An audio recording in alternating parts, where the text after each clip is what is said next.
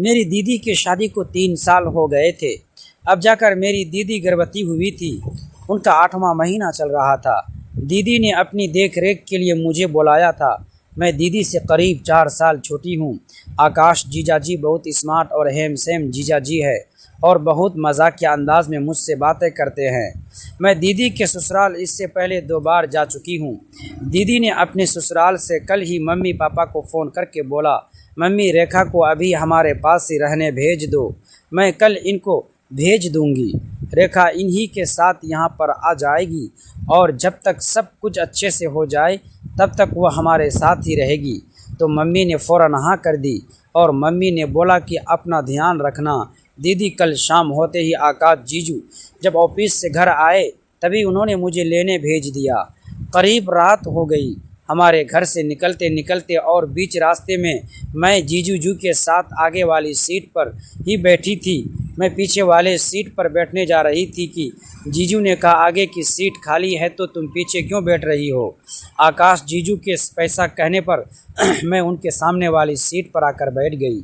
मुझे थोड़ी शर्म आ रही थी क्योंकि आकाश जीजू मुझसे मजाक के अंदाज में बातें करते थे, लेकिन मुझे उनसे बातें करने में शर्म आती थी। उन्हें देखते ही मुझे अंदर से कुछ अजीब सा महसूस होता था। मेरे आकाश जीजू बहुत ज़्यादा हैंडसम हैं। कभी कभी तो मुझे ऐसा लगता है कि यदि दीदी ने शादी के लिए मना किया होता तो मैं राज़ी हो जाती, क्योंकि जब आकाश जीजू का रिश्ता हमारे घर आया था और जब आकाश जीजू दीदी को देखने आए थे तो पहली नज़र में वह मुझे पसंद आ गए थे। लेकिन यह रिश्ता मेरी दीदी के लिए आया था तो मुझे मन मार करके रहना पड़ा। लेकिन जब आकाश जीजू को देखती हूँ तो कुछ इस तरह की फीलिंग आने लगती है। रेखा आज तो तुम बहुत खूबसूरत लग रही हो, क्या बात है। जीजू को ऐसा कहने से मैं और भी शर्मा गई। मैंने कहा, ऐसी कोई बात नहीं है, बहुत दिनों के बाद दीदी से मिलने जा रही हूँ ना, तो इसकी खुशी झलक रही होगी। यूं ही रास्ते में कुछ बातें करते हुए घर आ गया। आकाश जीजू मेरे सामान को अंदर रखने लगे। आने की आहट से दीदी पहले से ही दरवाजे को खोल रखी थी। मैंने दीदी से गले मिला और दीदी इसके बाद मुझे डाइनिंग हॉल में ले गई। हमने कुछ देर बैठकर बातें की और दीदी ने मेरे लिए चाय नाश्ता लाया। फिर मैंने कहा, दीदी आप आराम करो, काम मैं देख लिया करूँगी। दीदी ने कहा, अभी अभी तो तू आई है, जा ऊपर वाला कमरा तुम्हारा है, जा करके उसमें आराम कर लो। इसके बाद मैं अपने कमरे में चली गई। पूरे दिन के सफ़र से थोड़ी थकान महसूस हो रही थी। मैंने सोचा क्यों न जा करके नहा लिया जाए, जिससे मन थोड़ा फ्रेश लगेगा। इसके बाद मैं बाथरूम में टॉवल लेकर गई और मैं जब नहा करके निकली तो देखा अचानक से जीजू मेरे कमरे में आ गए। आकाश जीजू की नज़र जैसे ही मुझ पर पड़ी वह मुझे ऊपर से नीचे कुछ अजीब नज़रों से देख रहे थे। फिर अचानक से नज़रें हटाते हुए बोले, रेखा दरवाज़ा खोला हुआ था तो मैं अंदर आ गया, ये लो अलमारी की चाबी। उन्होंने चाबी मेरे करीब आते हुए मेरे हाथों में दी और मुझे फिर से उसी नज़र से देखने लगे। जीजू इस नज़र से मुझे पहली बार जो देख रहे थे, उस समय जीजू कुछ देर यूं ही खड़े होकर मेरे हाथों को अपने हाथों में लिए मुझे एक तक देख रहे थे। उसके बाद कहा, रेखा तुम सच में बहुत खूबसूरत हो और इस गीले बदन में तो कहकर ढल रही हो। शर्म के मारे मेरे गाल गुलाबी हो गए। उस समय मैं यूं ही खड़ी रही। आकाश जीजू ने कहा, भीगे बालों में तुम हुस्न की परी लग रही हो। आकाश जीजू के मुंह से यह सब सुनकर मुझे कुछ अजीब सा लग रहा था। मेरे होठ कांप रहे थे। यूं ही टॉवल में खड़ी थी। आकाश जीजू ने गर्दन से हाथ लगाते हुए गालों मेरे होठों पर किस करने लगे, लेकिन अगले ही पल उन्होंने मेरे हाथों को अपने हाथों से अलग करते हुए कमरे से अचानक से निकल गए। उस समय मेरी सांसें बिल्कुल तेज़ हो चुकी थी। जब मैं कपड़े पहन करके तैयार होकर दीदी के पास गई तो देखा डाइनिंग टेबल पर दीदी ने खाना निकाला हुआ है। रेखा चलो खा लो, नहीं तो खाना ठंडा हो जाएगा। डाइनिंग टेबल पर बैठे सामने आकाश जीजू डाइनिंग टेबल पर बैठे थे और कुछ मुझसे नज़रें चुरा रहे थे। इस तरह जीजा जी को मैंने पहली बार देखा था। जीजा जी ने बहुत थोड़ा सा खाना खाया। इसके बाद दीदी से बोल, सुनीता मुझे नींद आ रही है, मैं सोने जा रहा हूँ। उसके बाद वह अपने कमरे में चले गई। दीदी और मैं खाना खा करके अपने अपने कमरे में आराम करने चले गए। मुझे नींद नहीं आ रही थी। जीजा जी की वह सारी बातें याद आ रही थी जो उन्होंने मुझे अभी अभी कही थी। जीजा जी के बातों को याद करते हुए मैं करवटें ले रही थी। तब मुझे जाकर के धीरे धीरे नींद आ रही थी। अचानक से मुझे लगा कि जीजा जी की कमरे में आए। मैंने पलट करके देखा तो सच में जीजा जी कमरे में आए। मैं घबराते हुए उठ बैठी और कहा, जीजा जी आप इस वक्त आधी रात को? जीजा जी कुछ नहीं बोले, मेरे करीब आकर बैठते हुए बोले, रेखा तुम्हें तो पता है ना तुम्हारी दीदी गर्भवती है। अभी मैं तुम्हारी दीदी के साथ संबंध नहीं बना सकता। एक बात कहूँ, मुझे लगता है कि तुम अभी छोटी बच्ची हो। मैंने कभी तुम्हें ऐसी निगाहों से नहीं देखा, लेकिन जैसे ही तुमने नहा करके टॉवल लपेटे मैंने देखा तो मुझे रहा नहीं गया। तुम्हारी गीले बालों में भीगा हुआ बदन मेरे आंखों में बार बार घूम रहा है। आकाश जीजा जी मेरे लातों को पीछे करते हुए अपनी उंगलियों से मेरे गालों से होते हुए मेरे पूरे शरीर को सहलाने लगे। मुझे एक अजीब सा नशा छा रहा था। मैं आकाश जीजा जी से कहा, जीजा जी आप ये क्या कर रहे हैं? मैंने ऐसा कह तो दिया था, लेकिन अंदर अंदर मैं जीजा जी को अपना बनाना चाहती थी। जीजा जी ने कहा, रेखा तुम्हारे ये गुलाबी होठ और ये पतली कमर मुझे मदहोश की जा रही है। उन्होंने अपने हाथ मेरे कमर में डाल करके मुझे एक झटके से अपनी ओर खींच लिया।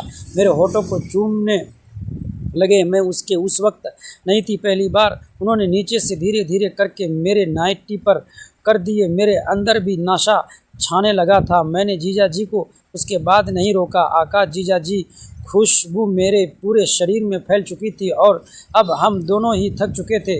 जीजा जी इस सब के बाद कुछ देर वह अपने कमरे में चले गए और जैसे ही सुबह हुई मैंने देखा जीजा जी ऑफिस जाने के लिए तैयार हो रहे हैं।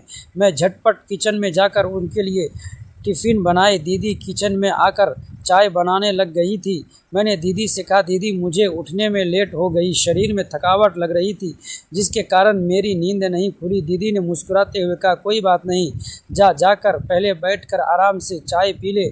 चाय पी करके मैंने जीजा जी के लिए नाश्ते रेडी करके उनके टिफ़िन बनाकर दिए। जैसे ही टिफ़िन मैंने हाथ में पकड़े उन्होंने मेरी दीदी शादी को 3 साल हो चुके थे। शादी के बाद से ही पूरा परिवार एक खूबसूरती का इंतज़ार कर रहा था। कई बार उम्मीदें जगी, कई बार कई निराश भी हाथ लगी, लेकिन आखिरकार भगवान ने उनकी सुन ली। अब दीदी गर्भवती थी और उनका 8वां महीना चल रहा था। घर में हर कोई खुश था और आने वाले नन्हे मेहमान की तैयारियों में लगा हुआ था। एक दिन दीदी का फ़ोन आया, सुनो अगर तुम्हारी पढ़ाई और बाकी कामों में ज़्यादा परेशानी न हो तो कुछ दिनों के लिए मेरे पास आ जाओ। अब 8वां महीना चल रहा है, अकेले सब संभालना मुश्किल हो जाता है। मैंने बिना ज़्यादा सोचे तुरंत हाँ कर दी। मैं दीदी से करीब 4 साल छोटी थी। हम दोनों बहनों में बहुत प्यार था। बचपन से लेकर आज तक हमने हर खुशी और हर परेशानी साथ बिताई थी। इसीलिए जब दीदी ने बुलाया तो मुझे लगा कि ये मेरा फ़र्ज़ भी है और खुशी भी। 2 दिन बाद मैं अपना सामान लेकर दीदी के ससुराल पहुंच गई। जैसे ही मैं घर के बाहर पहुंची, दरवाज़ा खुला और सामने आकाश जीजा जी खड़े थे। अरे वाह, हमारी साली साहिबा आ गई, उन्होंने मुस्कुराते हुए कहा। मैं हंस पड़ी। जीजा जी पहले सामान तो अंदर रखवा दीजिए, सामान बाद में, पहले स्वागत होना चाहिए। इतनी बड़ी मेहमान जो आई है। उनकी बातें सुनकर मैं मुस्कुरा उठी। आकाश जीजा जी का स्वभाव ही ऐसा था। वे हर बात मजाकिया अंदाज में कहते थे और घर का माहौल हमेशा खुशगवार बनाए रखते थे। घर के अंदर दीदी मेरा इंतज़ार कर रही थी। मुझे देखते ही उन्होंने गले लगा लिया। तुम आ गई, अब मुझे बहुत राहत मिलेगी। मैंने प्यार से उनका हाथ पकड़ लिया। आप बस आराम कीजिए, बाकी सब मैं संभाल लूँगी। इसके बाद मेरी दिनचर्या बदल गई। सुबह जल्दी उठना, दीदी के लिए नाश्ता बनाना, डॉक्टर द्वारा बताई गई दवाइयाँ समय पर देना, इनके साथ टहलना, घर के छोटे मोटे काम करना, सब कुछ मेरी जिम्मेदारी बन गया। धीरे धीरे मैं उस घर में पूरी तरह घुल मिल गई। आकाश जीजाजी बहुत सुबह ऑफिस जाते और शाम को लौटते तो घर में जैसे रौनक आ जाती। एक दिन शाम को वे फल लेकर आए। ये सब आने वाले छोटे महाराज के लिए। दीदी हंसने लगी। अभी से महाराजा बना दिया, बिल्कुल चाहे बेटा हो या बेटी, मेरे लिए तो राजा या रानी ही होगा। उनकी बात सुनकर हम दोनों बहनें मुस्कुरा उठी। दिन बीतते गए। एक बात मैंने नोटिस की कि आकाश जीजाजी दीदी का बहुत ख्याल रखते थे, चाहे वे कितने भी व्यस्त क्यों ना हो। हर दिन समय निकाल कर डॉक्टर की सलाह पूछते, उनकी ज़रूरतों का ध्यान रखते और कोशिश करते कि उन्हें किसी तरह की चिंता न हो। एक रात बिजली चली गई। गर्मी काफ़ी थी, दीदी को नींद नहीं आ रही थी। मैं हाथ वाला पंखा झल रही थी, तभी आकाश जीजाजी भी जाग गए। अरे तुम कब से पंखा झल रही हो? काफ़ी देर से। उन्होंने तुरंत दूसरा पंखा उठाया और बोले, चलो ड्यूटी बांट लेते हैं। उस रात हम तीनों देर तक बातें करते रहे। बचपन की यादें, स्कूल के किस्से, दीदी की शादी के मज़ेदार अनुभव, सब कुछ। मुझे महसूस हुआ कि परिवार की असली खूबसूरती ऐसे ही पलों में छिपी होती है। एक दिन डॉक्टर के पास चेकअप के लिए जाना था। डॉक्टर ने बताया कि सब कुछ सामान्य है, लेकिन अब ज़्यादा सावधानी रखने की ज़रूरत है। घर लौटते समय हम बहुत खुश थे। रास्ते में एक बच्चों की दुकान दिखाई दी। आकाश जीजाजी अचानक अंदर चले गए। जब बाहर निकले तो उनके हाथ में एक छोटा सा खिलौना था। इतनी जल्दी? दीदी ने पूछा। हाँ, तैयारी अभी से शुरू होनी चाहिए। घर आकर उन्होंने खिलौना अलमारी में रख दिया। धीरे धीरे घर में बच्चे के कपड़े, छोटे जूते, नरम कंबल और ढेर सारी चीज़ें जमा होने लगी। हर दिन किसी न किसी नई तैयारी में निकल जाता। एक शाम हम सब छत पर बैठे थे। ठंडी हवा चल रही थी, सूरज ढल रहा था। दीदी अपने आने वाले बच्चे के बारे में बातें कर रही थी। पता नहीं कैसा होगा। आकाश जीजाजी मुस्कुराए। बस स्वस्थ हो, यही काफ़ी है। उनकी आवाज़ में सच्ची खुशी और जिम्मेदारी साफ दिखाई दे रही थी। समय तेज़ी से आगे बढ़ रहा था। 8वां महीना लगभग पूरा होने वाला था। अब घर में उत्सुकता और बढ़ गई थी। दादी बनने वाली दोनों परिवारों की माताएं रोज़ फ़ोन करती, रिश्तेदार हाल चाल पूछते। हर कोई आने वाले बच्चे का इंतज़ार कर रहा था और मुझे लगता था कि मैं सिर्फ मौसी नहीं बनने वाली, बल्कि जीवन के एक नए अध्याय की गवाह बनने वाली हूँ। उस घर में बताए गए वे दिन मेरे लिए बहुत ख़ास बन गए थे, जहाँ जिम्मेदारियाँ थीं, हंसी थी, अपनापन था और एक नए जीवन के आने की मीठी प्रतीक्षा थी। कहानी आगे बढ़ती रही और हर गुजरते दिन के साथ उस घर की खुशियाँ और उम्मीदें पहले से कहीं ज़्यादा बढ़ती चली गई।